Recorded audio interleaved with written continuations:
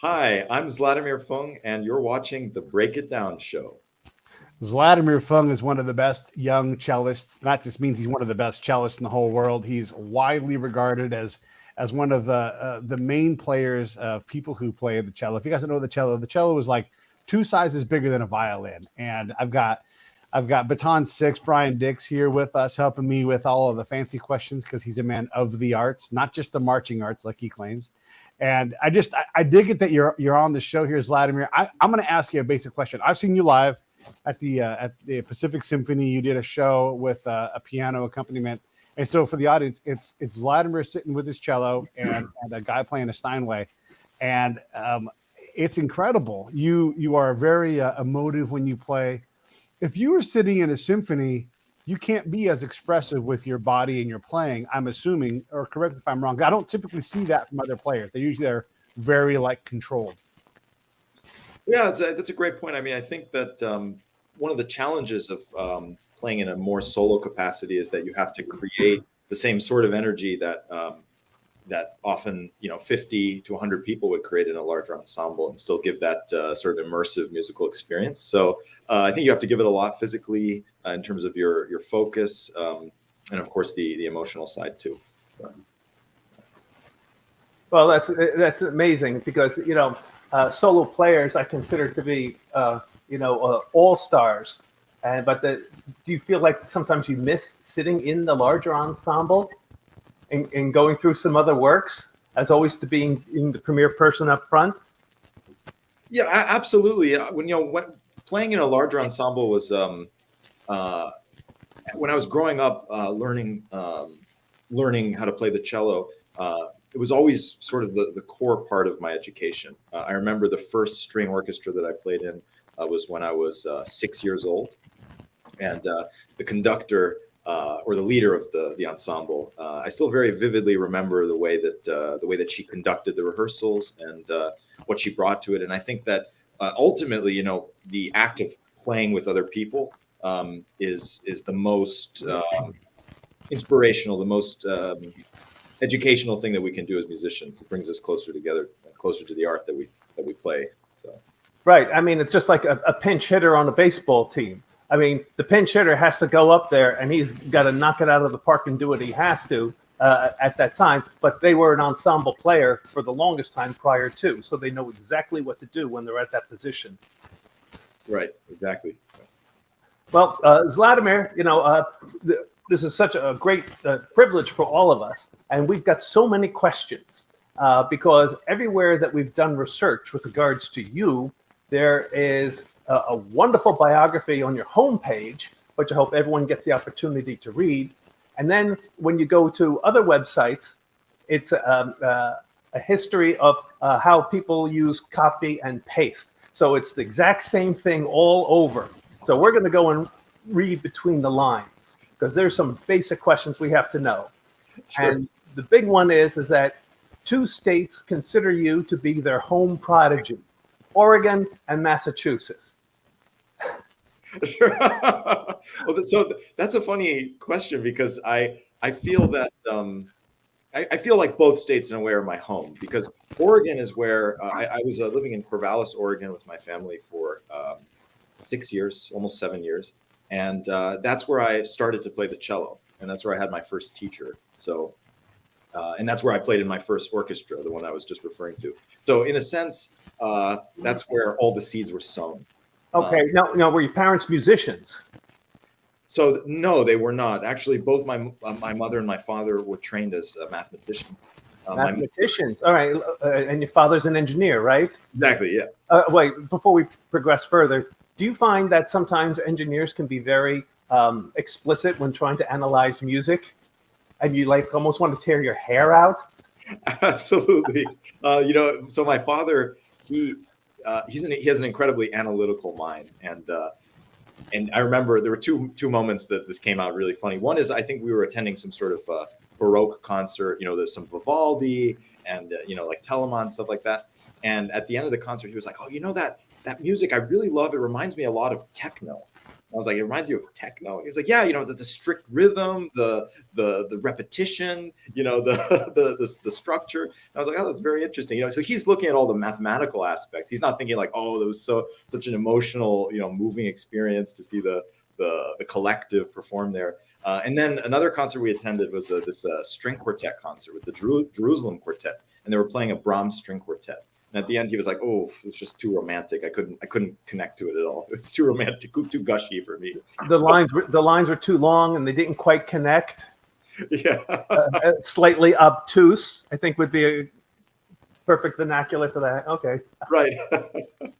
So now, from how it's understood, is that your older sister was actually playing violin. Right. And what is your older sister's name? Her name is Desislava. Desislava. So she was actually playing violin, and then you were just like picking it up to fiddle with. How did that progress? So apparently, I was, interested in plucking the strings, and so this was at the time I was 3.5 years old, and so my parents wanted to start me on a musical instrument, and there was a very well-known Suzuki cello teacher in Corvallis, Oregon. Oh, okay. We have to explain Suzuki method to people. Sure. So the Suzuki method was a method of learning string instruments originally, and then it branched out, I think, to piano and some other instruments. But it was developed in Japan, and it was based on a gentleman named Shinji Suzuki.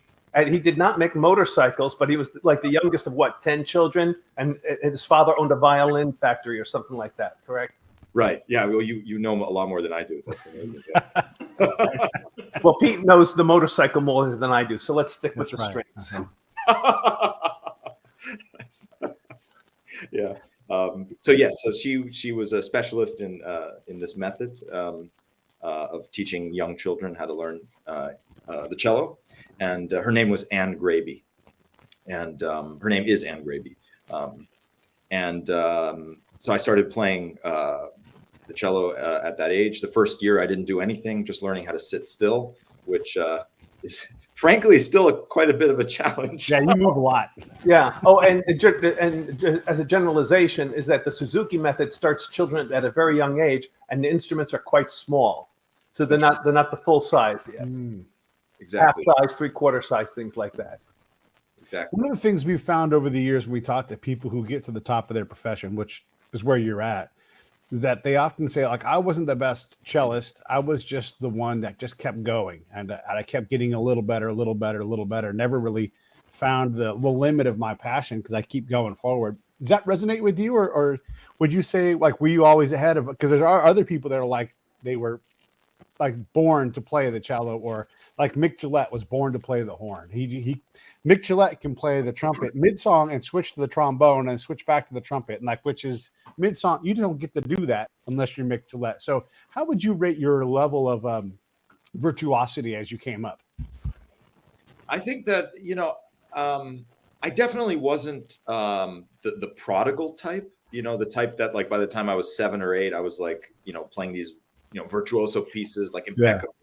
And wait a second, you were in Massachusetts at this time, correct?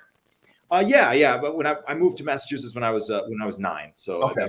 I guess 9, 10. That's where okay. in the violin, a lot of like real prodigies start to appear. They could just play the heck out of the instrument. It's really impressive.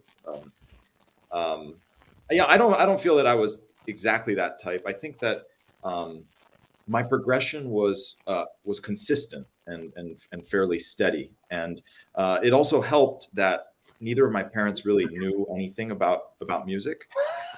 So in other words, you created your own pathway.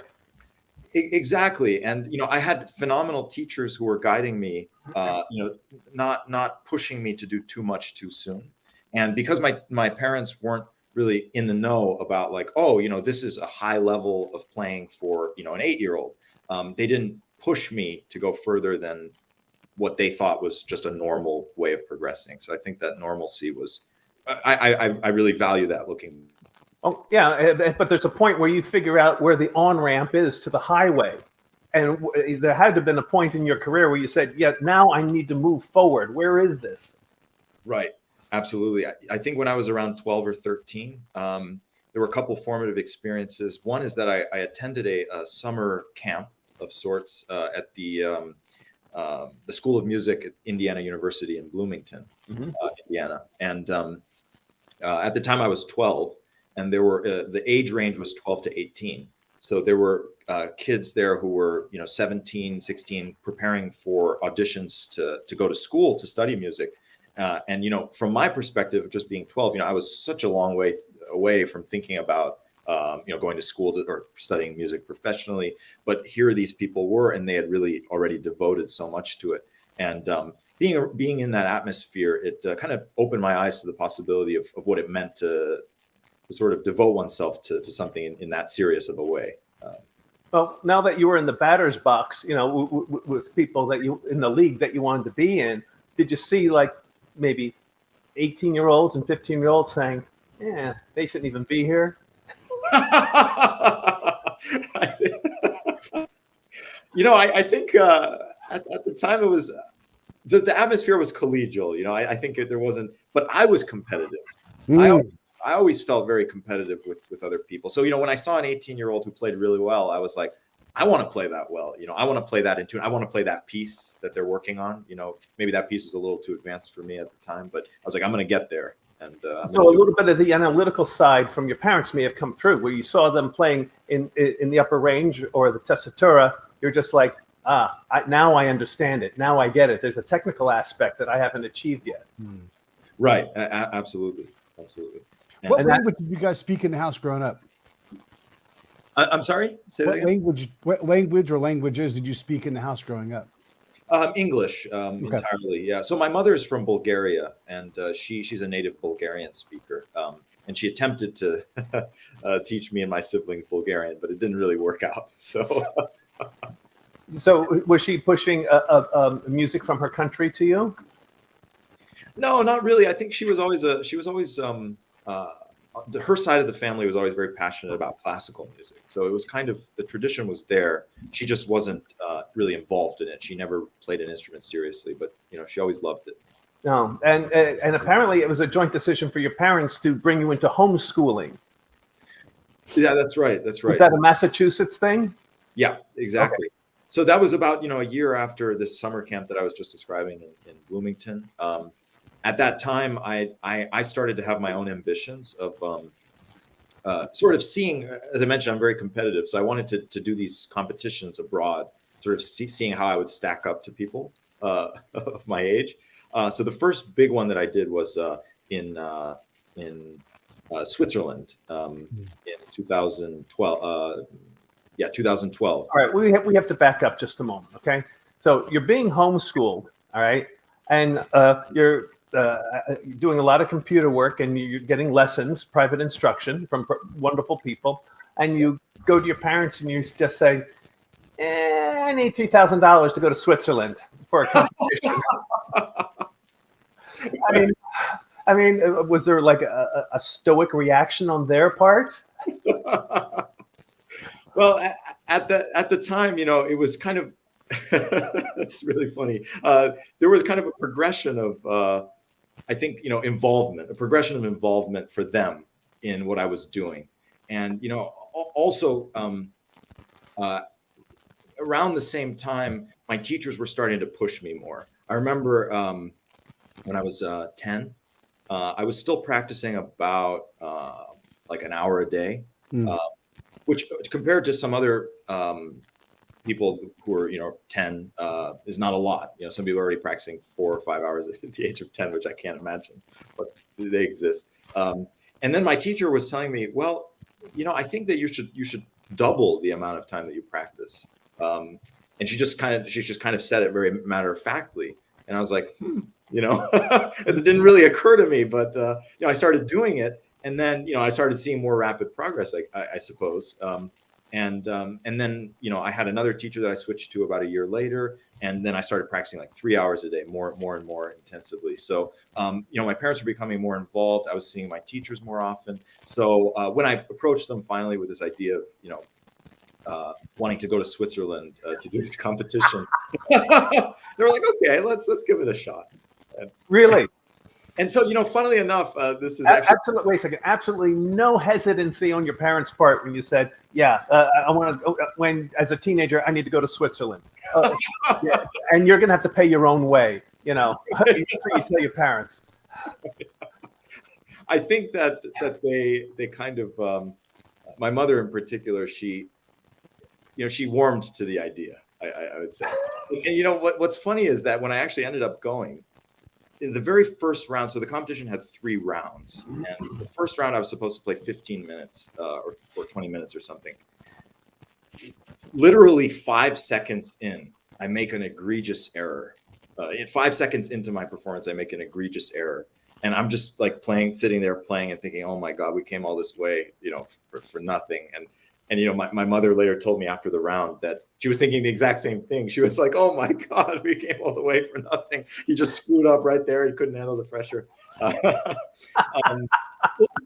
Luckily, I gathered my composure, and I finished the performance and everything, and I did advance, and ultimately, so I ended up actually winning second prize in the competition. Wow! And that was the first of many competitions. That's correct. Yeah. What is the difference though between like first prize and like, hey, no, thanks for coming? I mean, is it 5 mistakes? Is it the level of passion, or like what makes it's like you go to you look at I'll just say a pose down, right, for bodybuilders, and you're like, I don't know. I mean, these guys all look about the same to the untrained eye.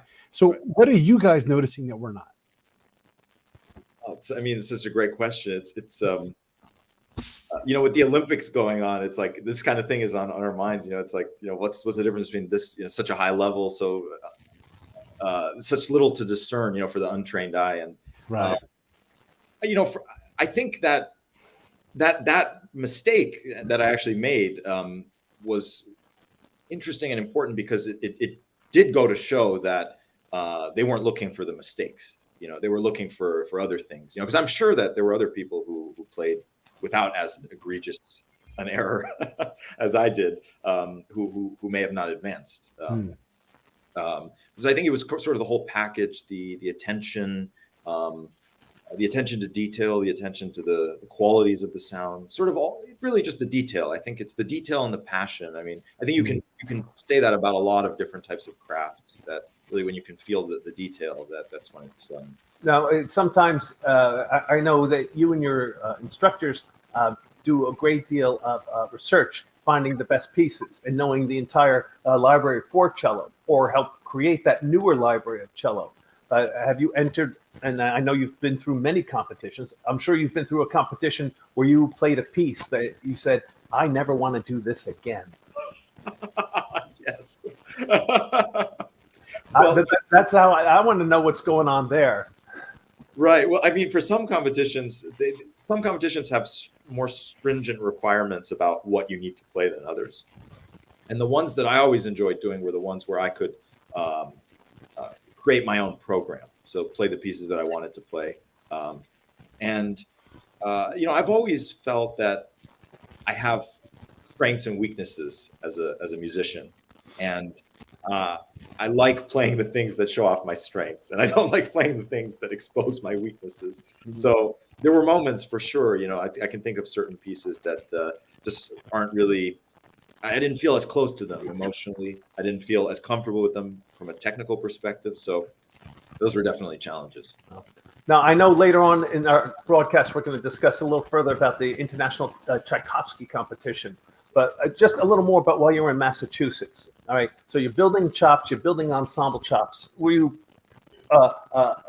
immersed amongst community orchestras and other local organizations to perform?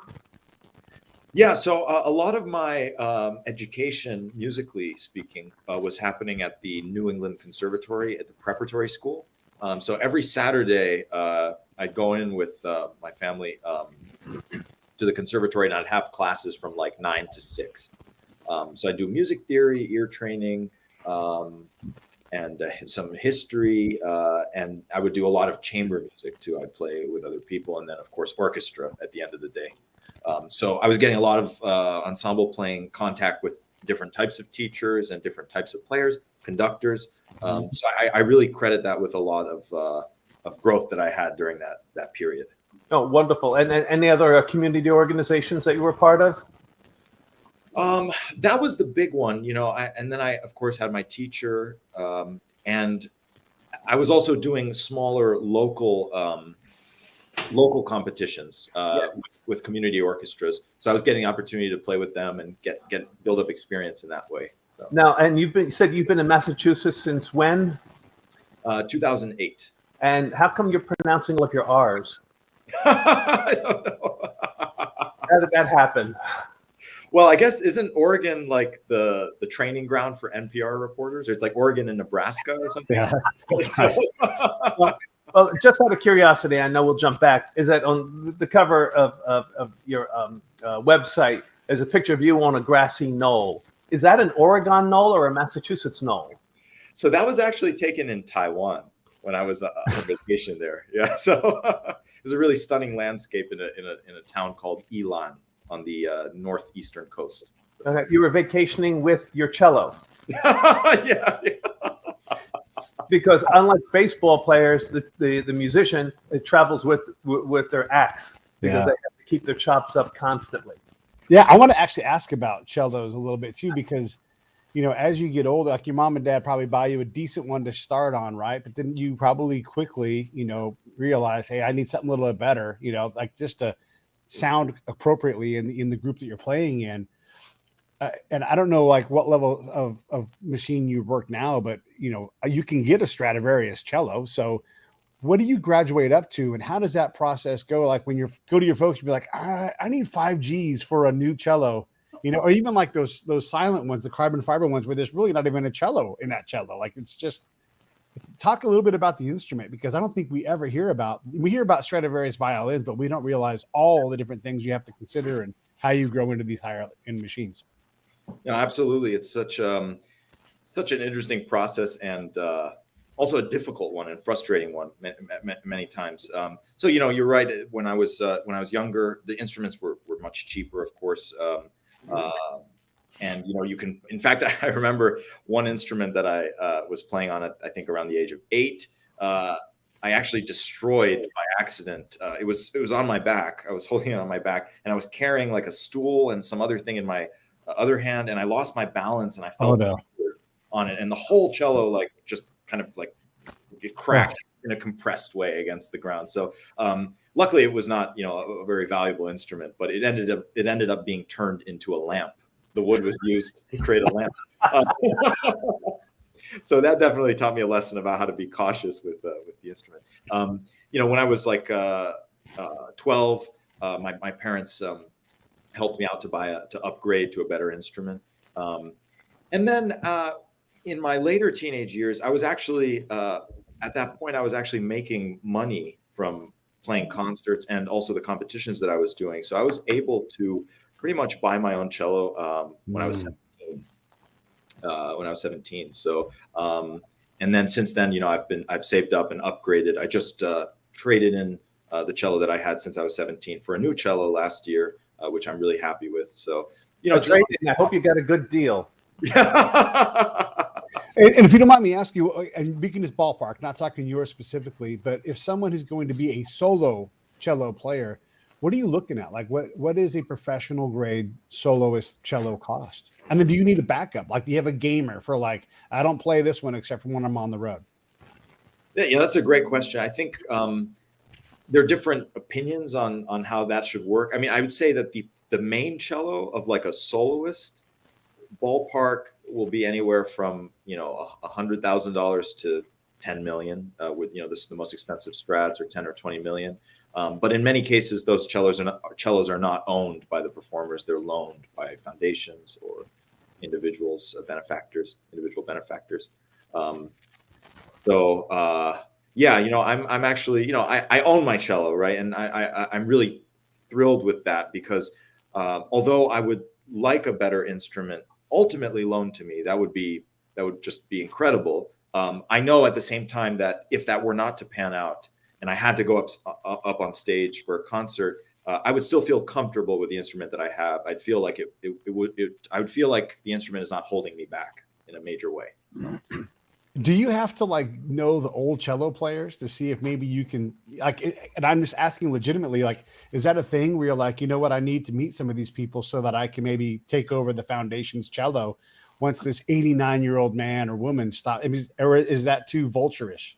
I mean, that's I'm sure there have been situations like that. And, you know, the way that the market developed for these instruments, because especially the entrance of East Asian investors in like the 80s and 90s, especially from Japan and now from China, the market really, really inflated. So, you know, back in the 60s when Gregor Piatigorsky, who was a great cellist, was teaching his students, he would actually gift bows and cellos to his students. You know, these bows are now worth, you know, hundreds of thousands of dollars, and he would just give them away. Now, granted, he was also married to a Rothschild, so he was fine financially. But it's not. Yeah, that's just perfect. Yeah, right.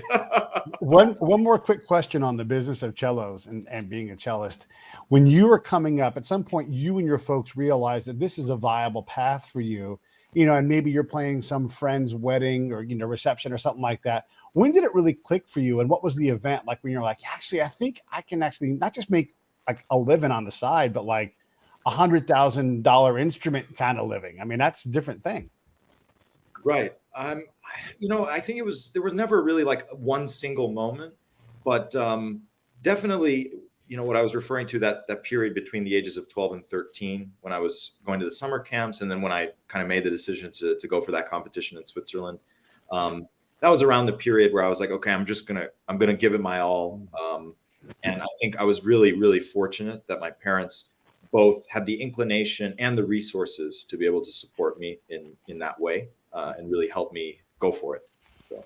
Yeah, it's not easy because cellist, if I'm not mistaken, you probably buy the airplane seat next to you for the instrument. Does not go in the cargo hold. Yep, it really adds up because every trip you take, it's double. So it's yeah.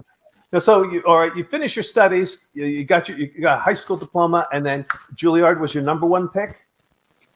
I would describe it that way. I think it was. I really wanted to move to New York, just because, you know, the culture for music there is so strong.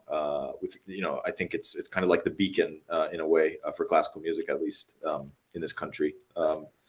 Yeah. So. Yeah, and in there you find classmates of all different types, all different talents. You know, and all of a sudden it's just like you've elevated yourself and you're elevating the people around you. I mean, you were classmates with Sterling Elliott, aren't you? That's correct. Yeah, in fact, we were roommates. Solo celloist. Yes. Yeah, and we were roommates in our freshman year, and yeah, so it's it's just fantastic to see, you know, what he's doing nowadays. He's really, I mean, he sounds incredible. He's an amazing cellist, and so yeah, there were all sorts of people, you know, in that vein, you know, really creative, imaginative, devoted people. So, you know, being around them was amazing. Yeah, the big thing is that. Most people, when they're in college, you know, college students, you know, are working on weekends, you know, washing dishes, you know, to pay for school and expenses, and you were giving recitals. Right. Did you find that there may have been like a sense of imbalance, or was it eye-opening what other students were doing to you know, get to a certain level? Yeah, I mean, absolutely. I think a lot of us who were at Juilliard, we were in a very fortunate position because already getting there means that, you know, we had the resources to learn, you know, musical instrument to a high level, which in itself it's a great privilege. So yeah, being there definitely, our education was sort of the city itself, you know, like being able to attend concerts and really learn from all the things that are happening. Just being able to walk down to Carnegie Hall and, you know, see a world-class performance any day of the week. And when you first went to Juilliard, what was it with the experience when you first walked into that large auditorium? How did it feel? Well, it was it's a very interesting school and a very interesting building because it has so much history on one hand, but it's also hyper modern on the other hand. Like the architecture, it kind of just like protrudes out into the block there at Lincoln Center, and it's like very glitzy in a way, like shiny, silvery, shiny, silvery exterior. So I mean, it's a very interesting place because, of course, they have this great tradition and history, but they're also trying to look toward the future. And I did get that sense throughout my education there, for sure. The balance of the old and the new. I wanted to jump in here for a moment, just let everybody know. Definitely go head over to Zlatomir's website to get all of his dates and his tours. And I've been encouraging everybody, if you have a local symphony, and you probably do, go to it. And whether it's pops or solo material, there's absolutely affordable seats to go there. And one of the things you'll get, so when I saw Zlatomir play, you get taken on a journey. You sort of stream of consciousness with what he's playing, and you'll find that you end up in these beautiful places, and the music does what it's supposed to do. And I just can't encourage people enough. And if you think that chamber music or symphonies are not your thing, you're probably wrong. But you can also go out and support your local artists. I mean, these folks, this is you look at what Zlatomir has dedicated his life, even though he's not even 30 years old yet. You can see how hard he's worked to get where he's at. This is how you support these folks. Go out and see them, whether it's rock and roll or cello players or whatever it is. Go out and do that. And then when we're doing these episodes, especially with the arts-focused people, this is my tribute to my friend, Dr. Robert Greenberg, who teaches all of us about what he calls literate music instead of classical. Literate can kind of be boring. But you guys should definitely check his work out. Just type in Robert Greenberg music and you'll be able to find him. But this is my gift, like Mozart to Haydn and his quartets. This is what I'm doing to honor my friend and what he does for all of us. So for sure, check out Robert Greenberg. For sure, check out Zlatomir. And for sure, check out Brian's work because these guys are great. And then if you want to support the Break It Down Show, go to breakitdownshow.com.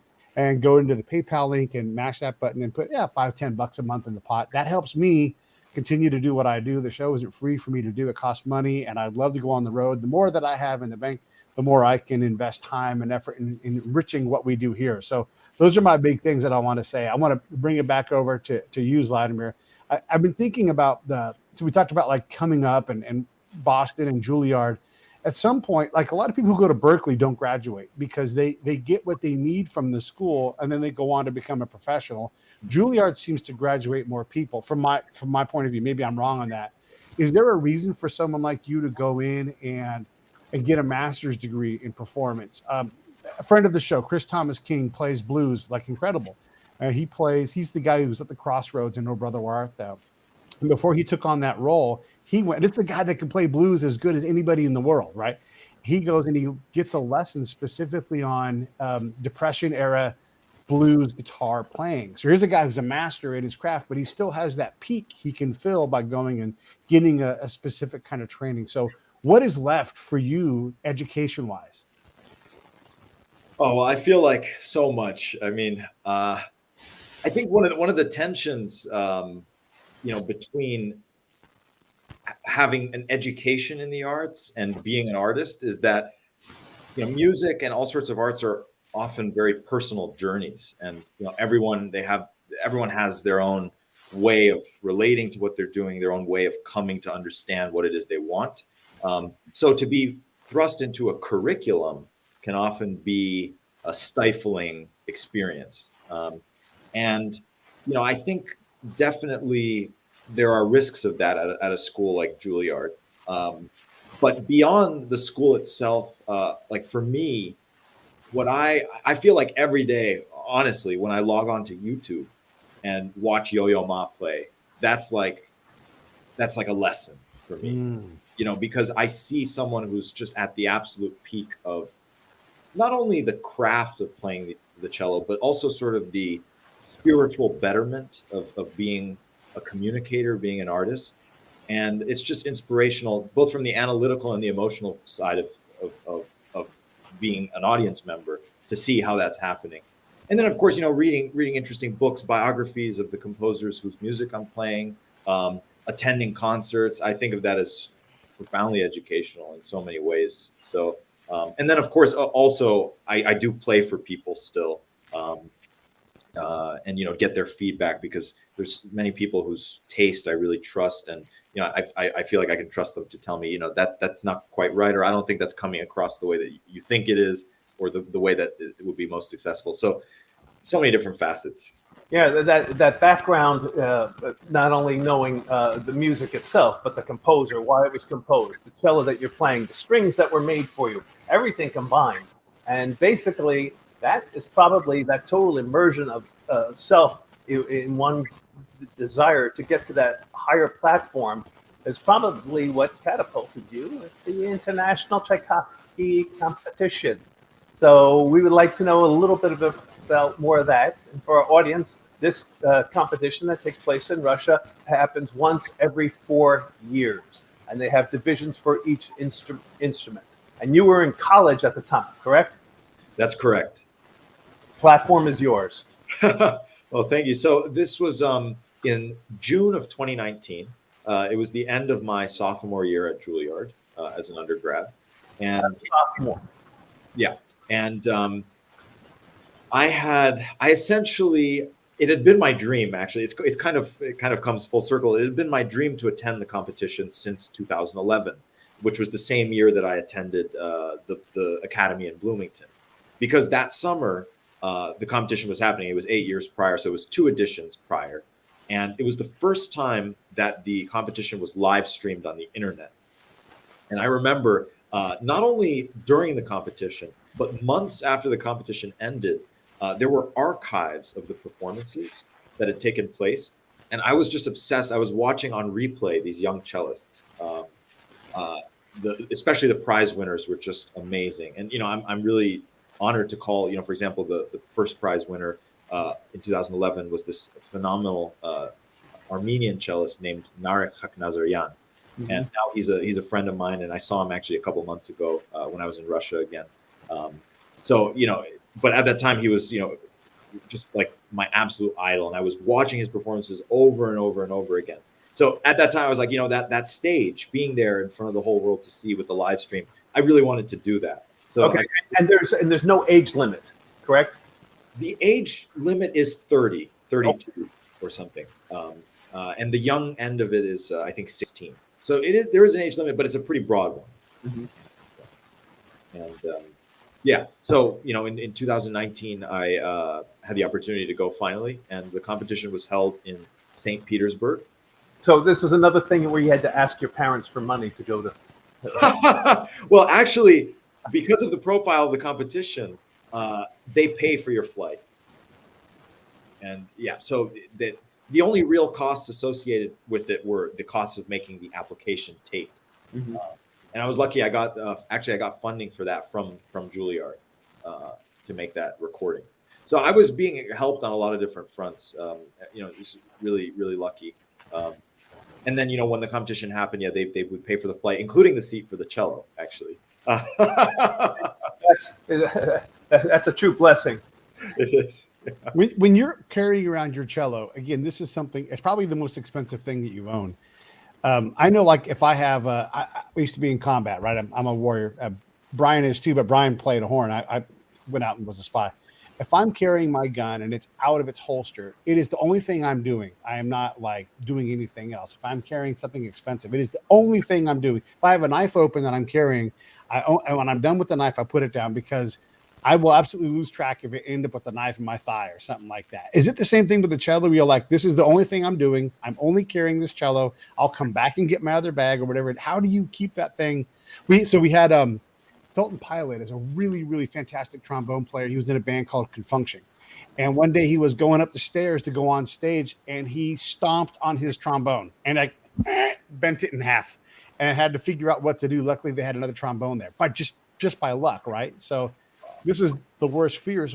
How do you deal with something that's so important to your livelihood and fragile?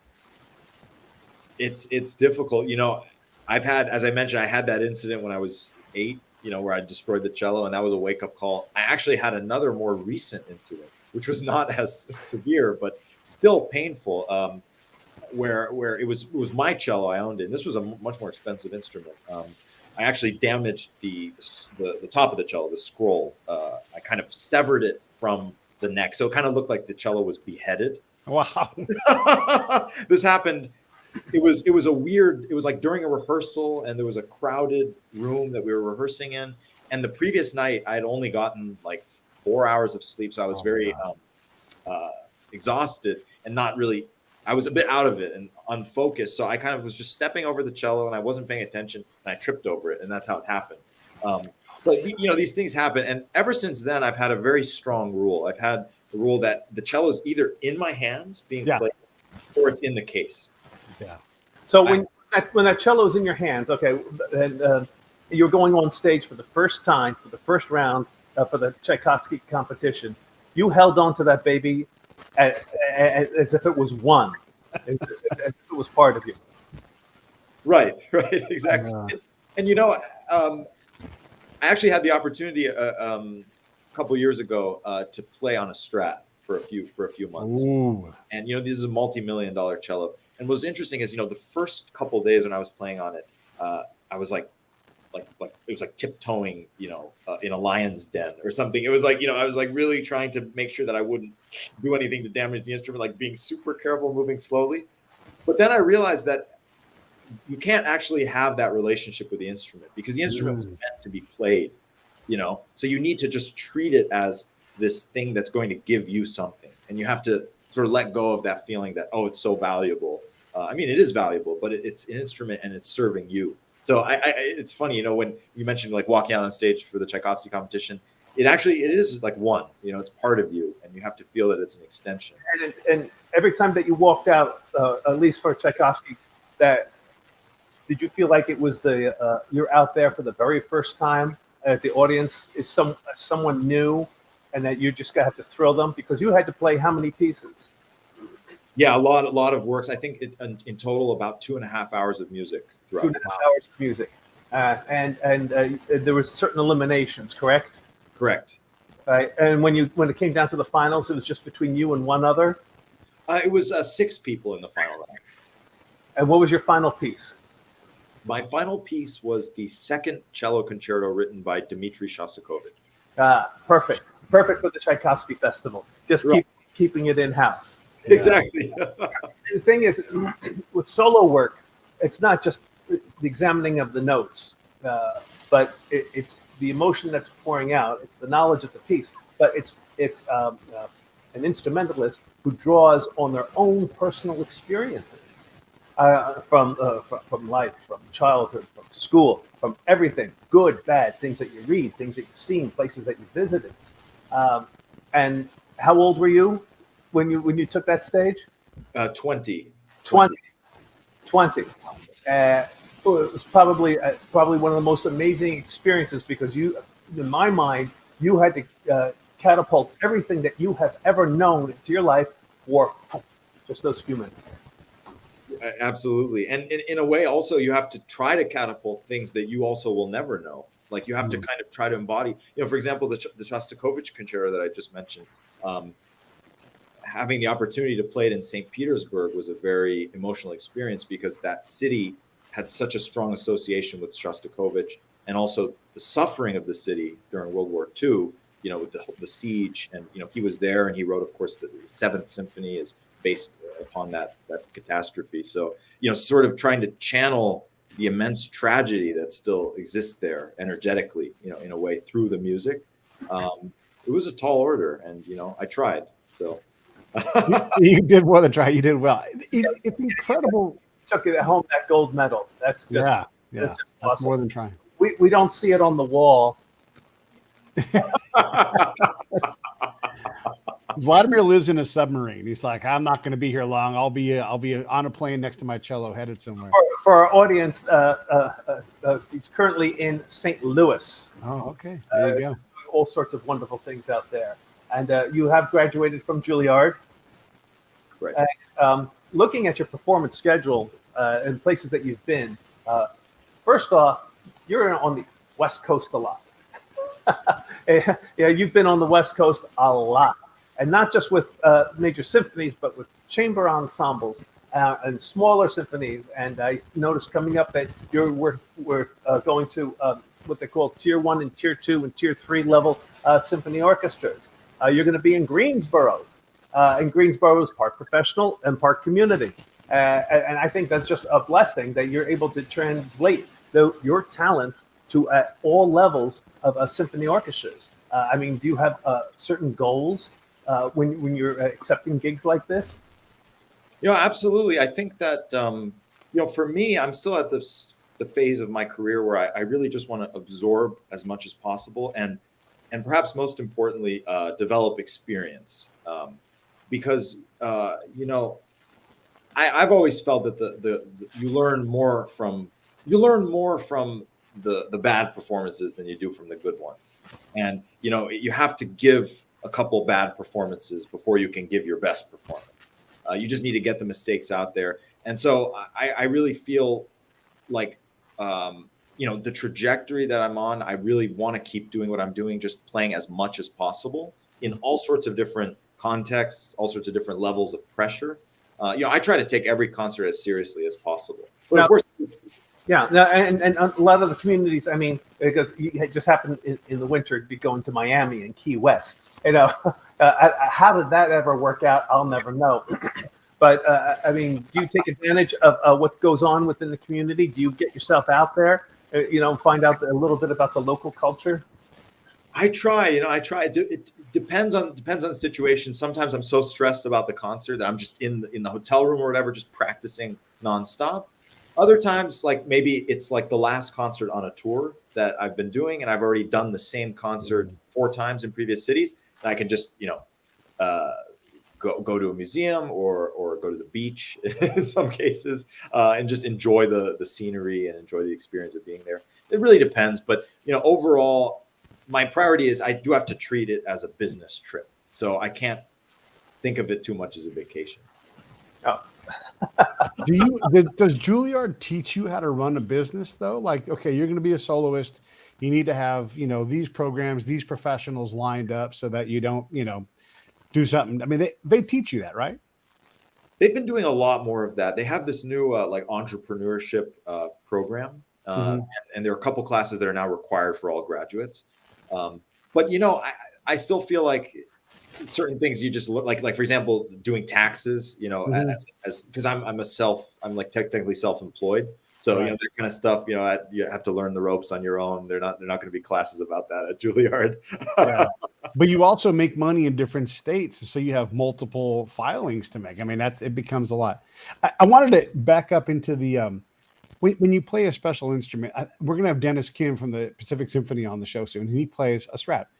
I think I've got this right. We were there watching a Tchaikovsky symphony, and the conductor stood up and said, Dennis is going to play this piece. The violin he's playing is the violin used to debut this piece for Tchaikovsky, like as he sat in the crowd. This music is not that old. When you realize that this instrument was there and the guy who wrote it heard it first, performed through that instrument. It's remarkable when you think about all of these different things that and the linkage to just 120 years ago. And it blows me away when I think about that. Absolutely. I mean, it's so much history. I mean, even my cello is made in like 1905. Right. So just thinking, it was made in Italy, I think in Parma. So it's been through a lot. It's been through a lot more than I have. And different players and people have touched it. It has touched the lives of different people in different ways. And then, of course, the greatest instruments like the Strads, there's so much history. They've been through so many different countries, so many different political atmospheres, and they've had different meaning to different people. Sometimes, in some cases, they were built for aristocrats, and they were bought by private collectors, then played by great soloists, then ended up in museums. It's just amazing stuff. Now, on the music side, are you finding that there's some newer works that you enjoy performing? Absolutely. I always try, especially in my recitals, to program new things, because I always like to keep learning new repertoire. I feel like that's the only way that I can continue growing. I feel like keeping the same pieces up, in a way, at a certain point, you need the enrichment of other things, and then bring that perspective back to the music that you played before. So like one piece that I'm really, really interested in at the moment, and that I'm actually performing next month, is a piece for solo cello by a British composer named Judith Weir. She's a living composer, and it's called Unlocked, and it's in 5 movements, and it's based entirely on sort of these folk songs that were collected in the 1930s by Alan Lomax, an ethnomusicologist, and they're songs that were mainly sung by Black prisoners in the American South, and they're phenomenal arrangements for solo cello. And I've just been really getting into them, practicing them the past few days. So that's kind of on my mind. Now, is that chamber? Is that with piano? What's it? Just cello. Just cello. Cello solo. Cello solo. Oh my goodness. That's what I love so much about it. It's because I feel like you have that idea of having to create the whole world just with yourself, you and your instrument. But at the same time, there's something emotional and powerful about it just being one person, because it's like, sort of this cry out into the world. Yeah, I think it's just a wonderful cry and good representation, and it inspires people. And how do you inspire a younger generation, not all to be performers, but to be appreciators of music? Yeah, it's a great question. I've done like a fair number of like school trips. Usually when I travel to a place to perform, I'll try to arrange something with the presenter where I'll go to like a high school and or sometimes a middle school, elementary school, and play for the students. And it's so interesting the way that they react, also depending on their age. Like I remember I was doing at one point a lot of work in an elementary school, and we were playing pretty sophisticated music, and the way that we had to portray it to them was in a very simple way. And it was a great challenge for us because we actually we wanted to simplify it, but not in a way that sort of reduced the incredible nature of it, but in a way that would also make sense to us. Like, okay, this piece is about the struggle between the cello and the violin, right? It's something that a 5-year-old can understand, but at the same time, it's also true in a very deep way about the way that the piece was composed. So, trying to get them to understand that the larger things and get them excited about the prospect, like, this is really cool that you can represent sort of human emotions, like, oh, this is like joyous, or here we're having fun together, through music. So stuff like that is just really. So that's pretty much your standard operating procedures, that when you're going somewhere, you try to get out into the community a little bit more, try to educate the younger ones. Yeah, exactly. Or nowadays sometimes I'll like try to give a master class for the conservatory students at the school there. Yeah, but also high school. I'm going to Cincinnati next month in a few weeks, and trying to organize something, school trip in the area. So yeah, all sorts of stuff in Florida. I want to talk to Zlatomir the businessman real quick, because you have to know the repertoire and all that kind of thing, and you can always go out and tour on cello and a piano, or cello and a piano, whatever it is. But at some point, you're going to think of like, oh, what I really want to do is, and then fill in the blank. Like, what is the product that you would love to bring to market that maybe is 2 or 3, 4 years down the line? I mean, you've got this musical ethnographist thing you're going to do, but there must always be more ideas than you can even possibly turn into an actual. I mean, you're a businessman. You got to build a product, right? Absolutely. I think social media has been kind of helpful in that regard, because certain ideas that I've had, I can just do them. Like, for example, I'm really passionate about I'm really passionate about the process of practicing. So what I do on my Instagram is I post just short clips, like 1 minute a day, showing how I practice a particular thing. And that really excites me, because it's a great process for me to learn and improve my practicing. So that's something that I'm doing like in a very immediate way. But like in terms of thinking into the future, there are certain projects that I've been thinking about, trying to refine the exact concept or idea behind them. And then of course, larger projects, but I feel like some things take time. So you just need to kind of wait them out and be patient, for the right opportunity to come to you. No, thank you. Yeah. Now, have you been able to have an opportunity to be working with other acclaimed cellists, maybe in a duet capacity or something? Of course, everyone knows Yo-Yo Ma, and I mentioned, of course, Sterling Elliott, but Johannes Moser, it's always good. Julian Lloyd Weaver. Have you had much opportunity with them? Not in a playing capacity, but definitely we're like Johannes Moser, for example. He's one of my absolute favorite modern cellists. Working actively today. I just love his playing, and I've had the opportunity to meet him a few times.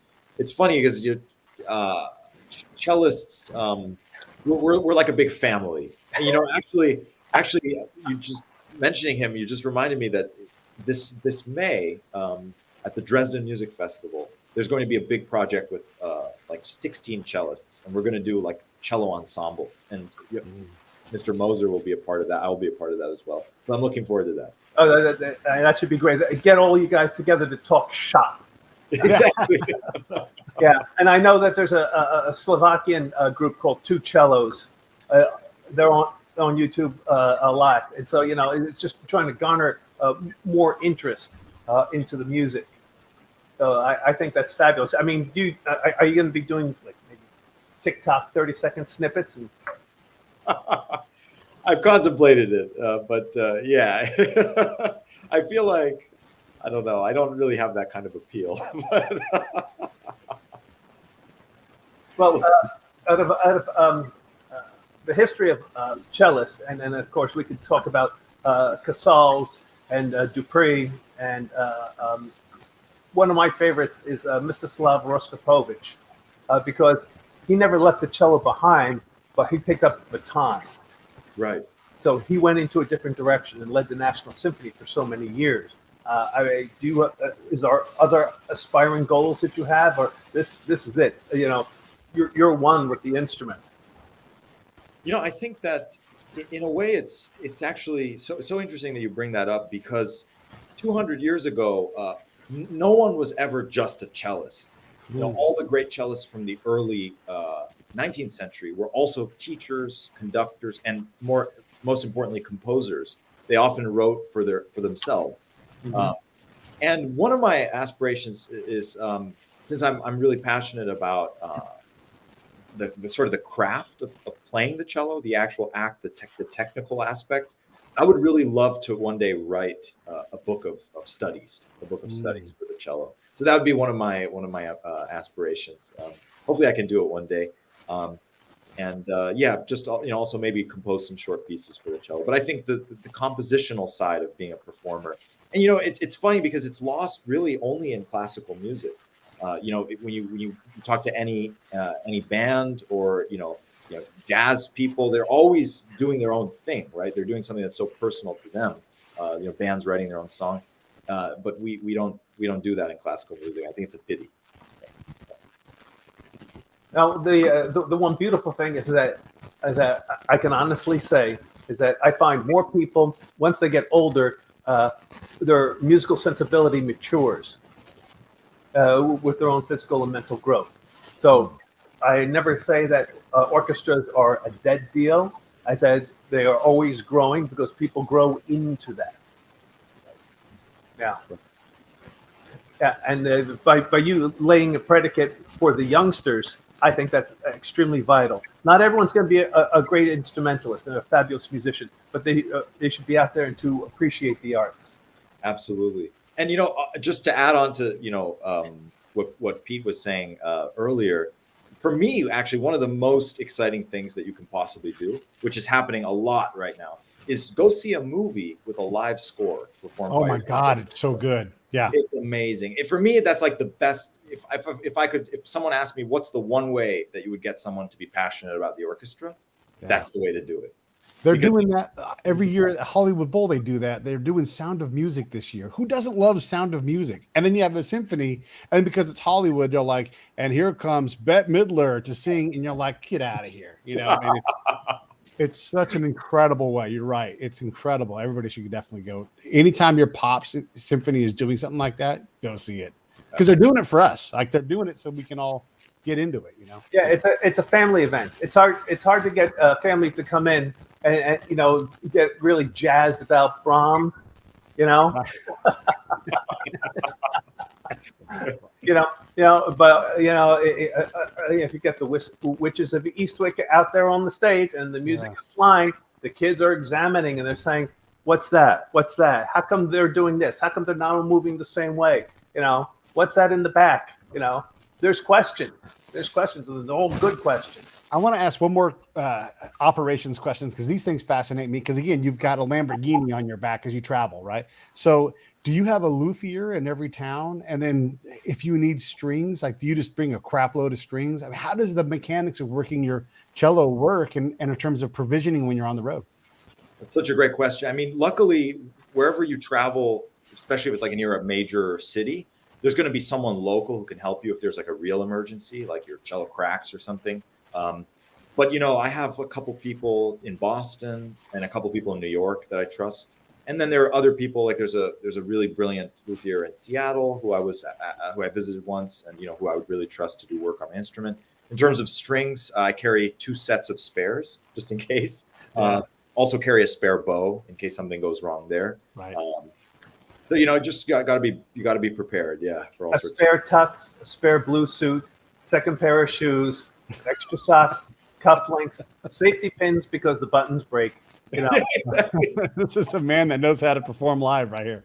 Right. I don't have any more questions for you other than just I'm desperate to have you come back, and I just love what you're doing. And every time you come to Costa Mesa, just look, I'll take you out for tacos. We'll get you out of that hotel room for a few minutes. And you must be a terrible guy to sit next to in the hotel when you're out there all night, playing all night, bugging everybody. But Brian, you can close this out, and then we'll give you final words, Zlatomir. Okay. Well, we look forward to seeing you. I hope our paths do cross, and I look forward to you coming back out to the West Coast again. Yeah. Well, thank you so much. I really hope so too. And it's such a pleasure to play in Costa Mesa last October. And next season, I'll be performing a recital in Berkeley, which is it's a little too far north, but not for me. I'm from around there. It's all right. I'll come see you. So and just wanted to say thank you so much for the wonderful discussion and for having me on the show. Thank you. All right, stand by, fellas. Let me shut this thing down. Hey, thanks for watching the show. I really appreciate it. Right here, you can subscribe. Please do that. It makes the show grow. Hit that notification bell so you know which incredible guest is coming up next. Down below is the PayPal link. You can put a small subscription in. That is an enormous help. All that money goes right back into the show. And then right up over here are the next episodes you should listen to, curated by yours truly. Thank you so